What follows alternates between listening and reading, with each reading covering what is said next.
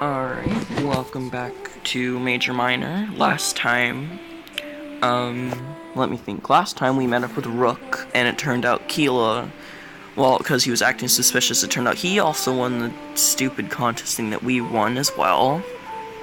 And while I was while I was making this part, I decided to do research on this game, and it turned out, for whatever reason, I guess, the script's a little bit different, I think, to save up space or something like that, probably. But, for example, the courtroom scene from the last part that was supposed to happen in Chapter 2. So, I guess that's probably why some parts of the script don't make sense in this, but it could just be also the writing. So, alright, so let's continue on with this.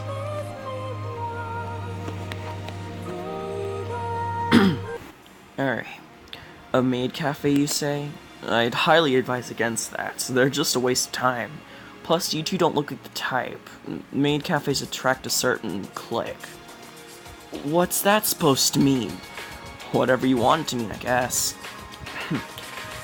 Thanks for making plans without me, though. It's nice to know my input's valuable. Well, what did you have in mind? Nothing, really. I guess that's where you get off lucky. There's been something of a delay. You won't meet Clace for a day or two. Oh, but little do they all know. Little do they know. Oh boy, those poor unfortunate souls. So my new test is simple waste time. I'm supposed to take you where you want. That is, until things are back on track. Wait, then why were you mad? We got to choose where to go? You didn't even have any ideas, Rook. I'm changing the subject now. If you want to go to a maid cafe, well, I know a few hot ones who attend. Most of them are in Electric Town. Electric Town? You don't mean Akihabara? Yes, I do.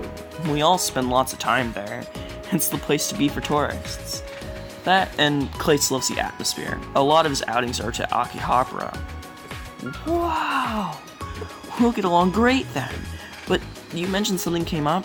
Is everything okay? Why the delay? Oh, it's fine.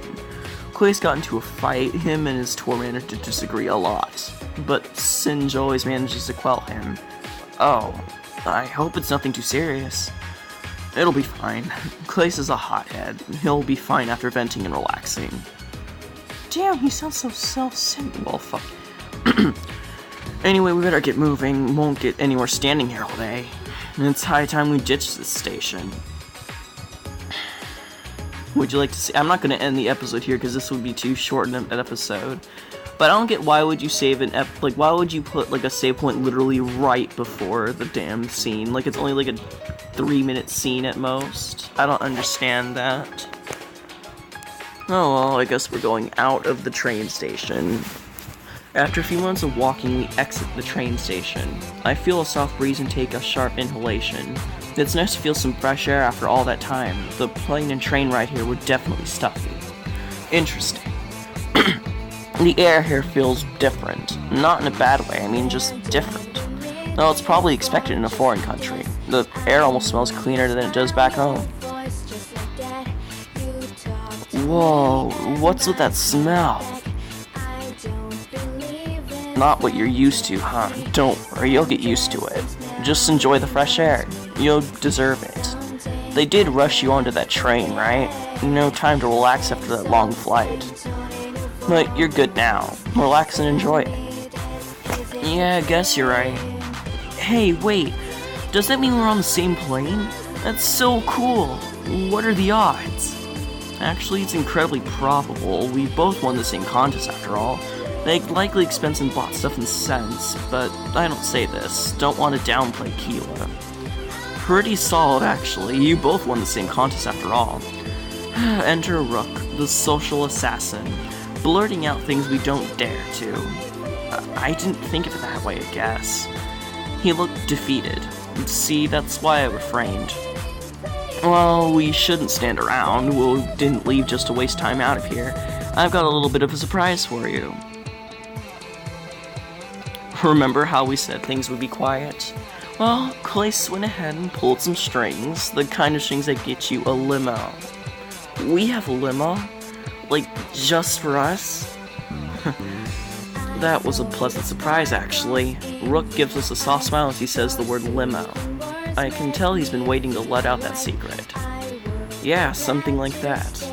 We'll use it to move you around town, at least until we leave Tokyo behind. But even then, we'll just rent a new one.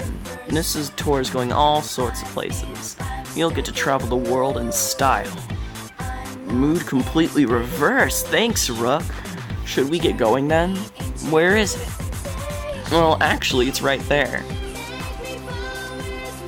Rook points to a limo parked just a few feet away. I never expected we'd get to drive in that. Especially after they mentioned the low-key aspect. Well played. Definitely off to a good start now.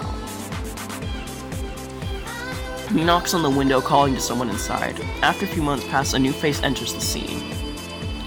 So, you two are in it? Yeah, I guess. 2 winners, remember? We're not here to visit a chocolatier. Not what I meant. Just expected something else. What does she mean by that? Well, you can call me Jade. It's a pleasure to meet the both of you. The contest just had a year of hype. I built this weird image in my mind. Expected the winners be larger than life. I apologize if I offended you in any way. Surely you understand what I meant. We often have these sorts of preconceptions. I suppose I know what you mean. No offense taken either. And it's nice to meet you too. But speaking of preconceptions, can you tell us a little bit about Clace? I feel like the image in my mind is wrong. You've met him, right? You must have all kinds of inside knowledge. Oh, I see him all the time. But yeah, many people get him wrong. Here's a few words I use to describe him. Self-absorbed,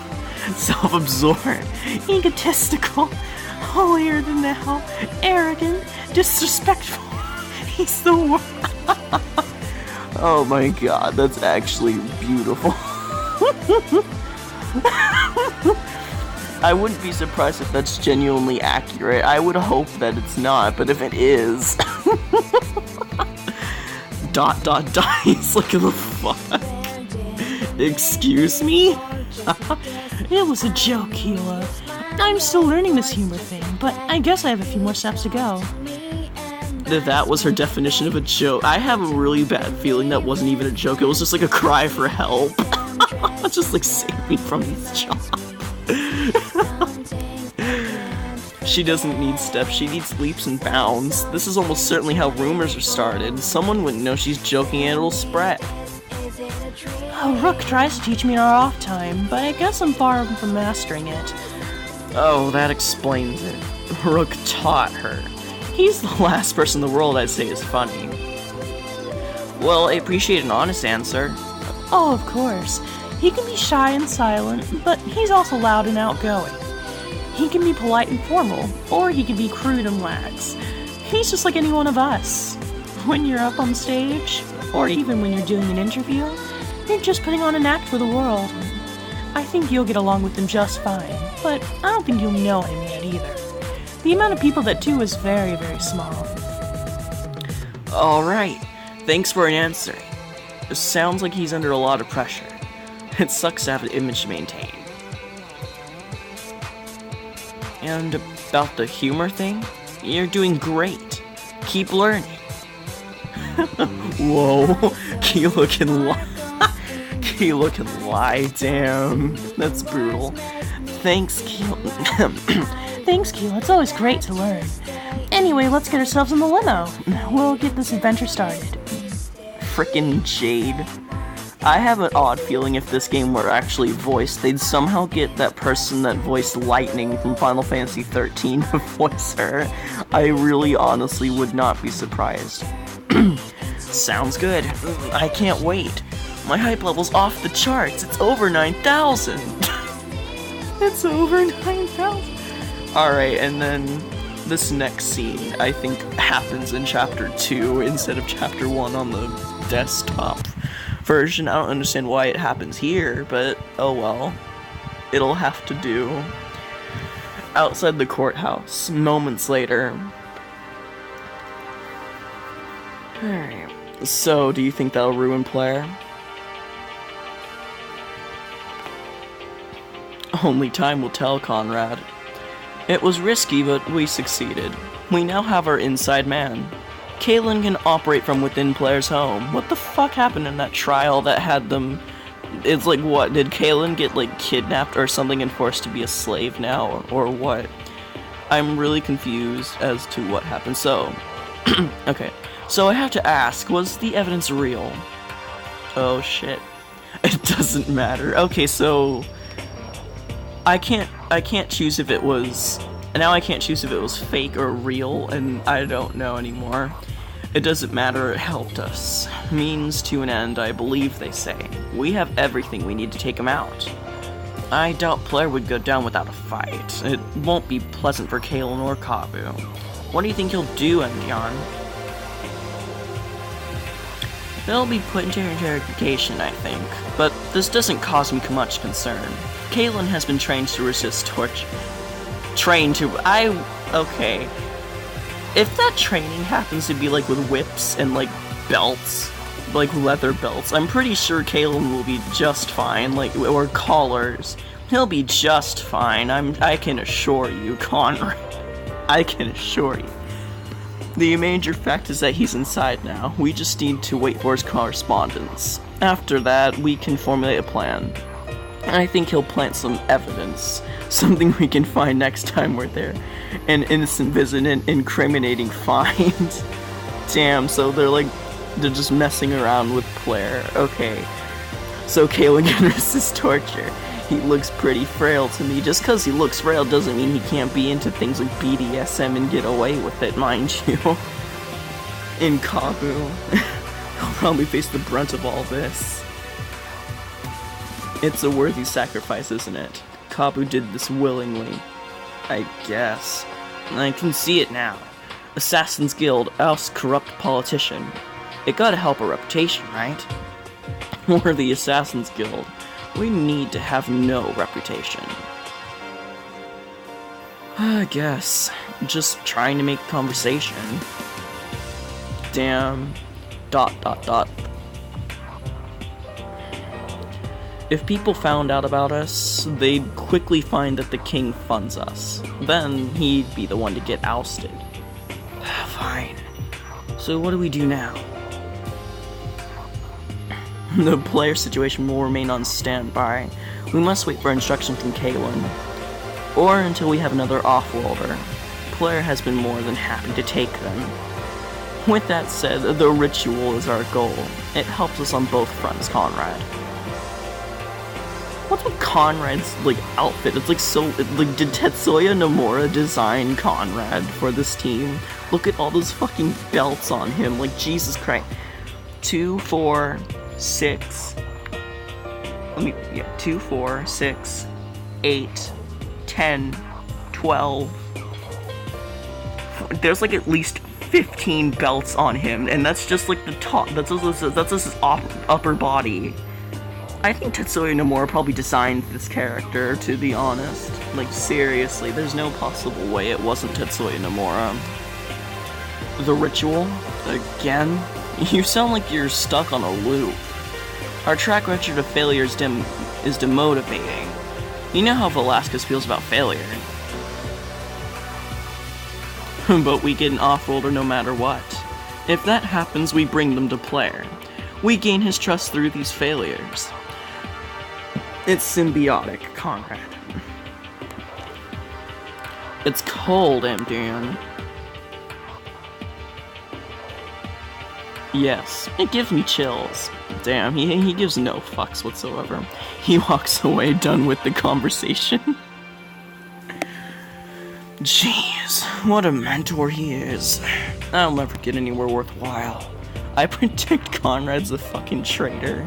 Like, he just betrays everyone. Like, he's just like the one good guy in the Assassin's Guild and just like fucks off and leaves. Oh well, a man can dream. MDM, wait for me. Alright, I don't know why they didn't just move this back down to chapter 2, but whatever. Inside the limo. Oh, I remember. I remember a limo being kind of like this. It was actually kind of neat. We're led into a massive limo. Actually, an emphasis on the massive. I didn't think it would be this big on the inside. Jade promptly gets situated in the driver's seat. This leaves Rook, Keela, and myself in the back. Wow, this is amazing. It's so spacious, so luxurious. I wait for Rook to provide some sort of witty remark. However, he doesn't. That's odd. He seems spaced out. I call out his name and give him a gentle nudge. Huh? Oh, sorry, you two. I guess I was in my own little world. Actually, it looked like he was staring at Jade, and I find myself questioning the relationship of these two. She quickly turns and speaks to us through the divider. So, where to? Unfortunately, we're going to a maid cafe. And no, it was not my idea. Spare me from any side insults, Jade. Alright, Rook. I'll keep them inside, but I think I know which maid cafe you want. Yeah, just no mocking, okay? This is for their benefit, not mine. I swear if this maid cafe they're going to is like full of femboys, I'm going to be ridiculously, hilariously sad and dead inside. Like, okay. Like, just seriously. Oh, I wouldn't dream of it. Thanks, Jade. It means a lot to me. Alright, let's fasten our seatbelts. Don't want anyone dying before the tour. Oh, little do you know, Rook. Little do you know. Little do you all know. Anyways, this is the really awkward part. Where we're supposed to bond or whatever. He cringes as he said the word bond. Instead of acknowledging that, I notice something else. I can hear some noises coming from the passenger seat. Was somebody up there with Jade? I asked Rook about this. Oh, you noticed, huh? Inumi, do you want to say hi? Hey. God damn it, Inumi. Why? Why? Why is he just like a little hooker? No! It's like adorable, but at the same time, I don't want that. That just makes me really disturbed. Like, why? Little freaking little shit. And I have to assume he's younger than Clace, right? So, let me think here. Clace, at most in this story anyway, is like probably 18.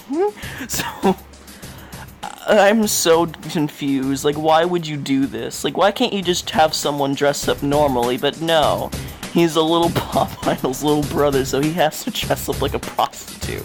I am so done. He retreats just as quickly as he appeared. Huh? I haven't the faintest idea who that was. That was Clace's brother, Inumi. I don't understand why Clace would let his little brother dress like that.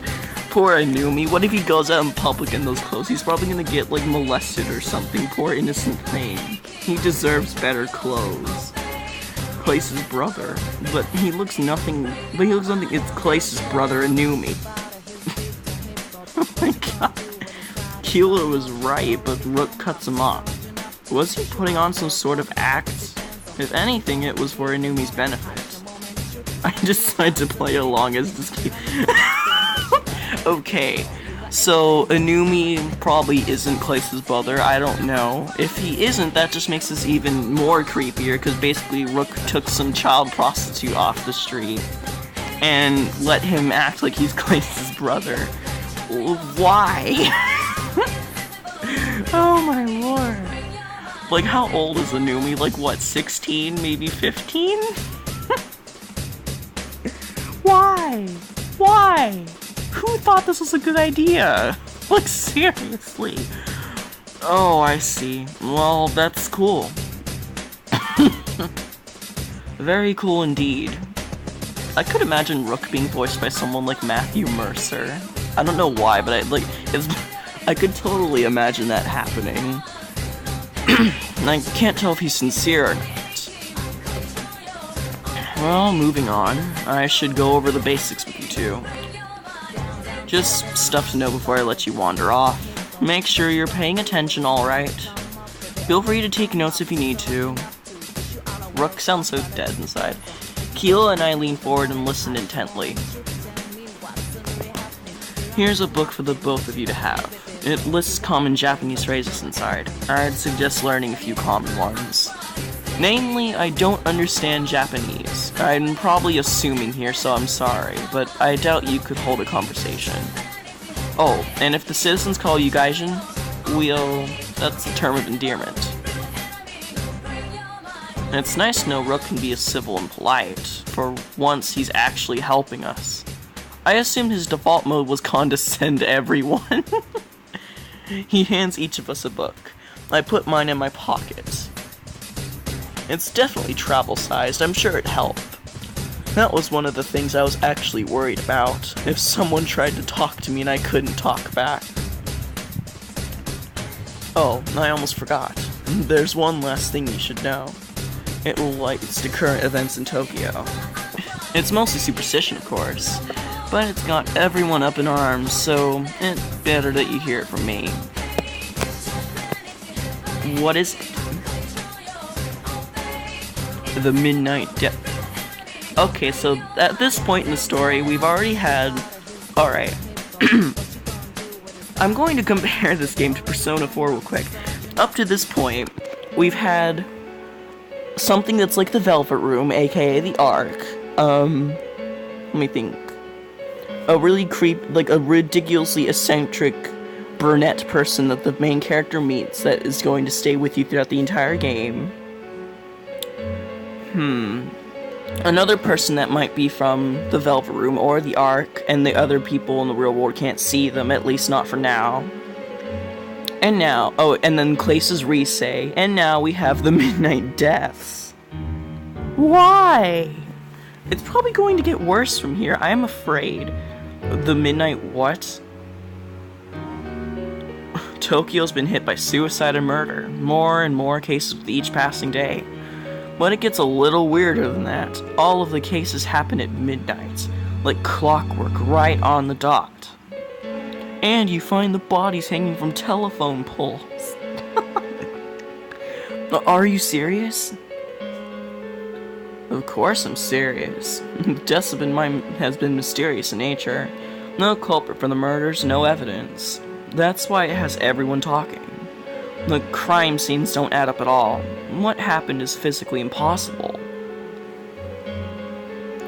But to us, that's not really important. There's something far more noteworthy, and that's when these deaths first started. What do you mean?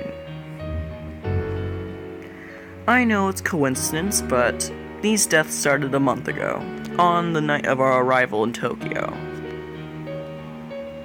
What?